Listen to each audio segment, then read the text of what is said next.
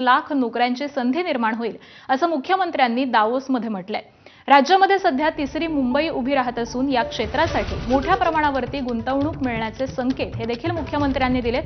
सुमारे 10 ते 12 वेगवेगळ्या क्षेत्रातील उद्योगांशी सध्या समन्वय साधला जातोय। नवी मुंबई विमानतळाजवळ educity, innovation city, sport city आणि मेडिसिटी यांच्यासारखे प्रकल्प हे उभारले जातात।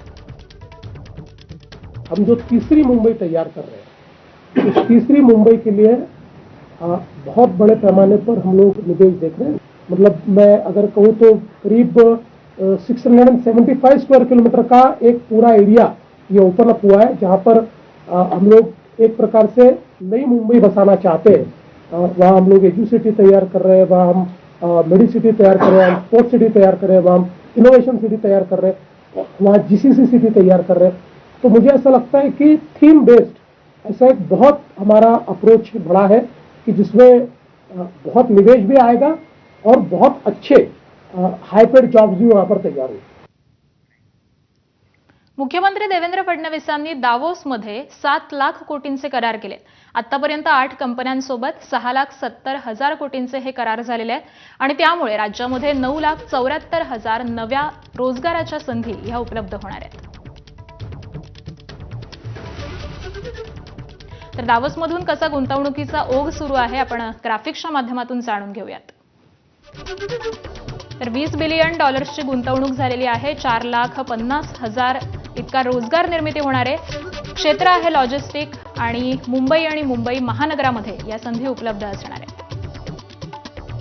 त्याबरोबरच गुंतवणूकदार आहे सुरजागड इस्पात लिमिटेड।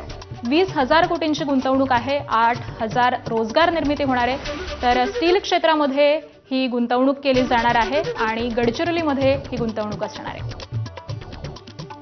त्याबरोबरच सुमिटोमो रियालिटी अँड डेव्हलपमेंट एकूण गुंतवणूक आहे $8 बिलियन आणि 80,000 रोजगार निर्मिती होणार आहे। के रहेजा कॉर्पोरेशन गुंतवणूक आहे $10 बिलियन आणि रोजगार निर्मिती होणार आहे 1 लाख। त्याबरोबरच अल्टा कॅपिटल आणि पंचशील रियालिटी यांची गुंतवणूक आहे $25 बिलियन आणि त्यामुळे 2,50,000 इतकी रोजगार निर्मिती होणार आहे। IIAM ग्लोबल यांनी गुंतवणूक केलेली आहे $8 बिलियन इतकी गुंतवणूक आहे आणि 80,000 रोजगार निर्मिती होणार आहे।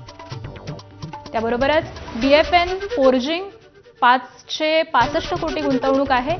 847 रोजगार निर्मिती होणार आहे। स्टील क्षेत्रामध्ये ही गुंतवणूक असणार आहे आणि पालघर आणि मुंबई महानगरमध्ये ही गुंतवणूक केली जाणार आहे।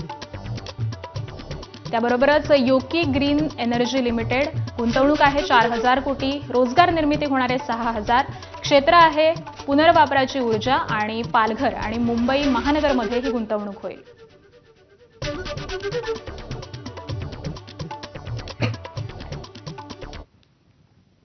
आणि या बातमीसह बुलेटिनमध्ये एक छोटासा ब्रेक। पाहत रहा एबीपी माझा।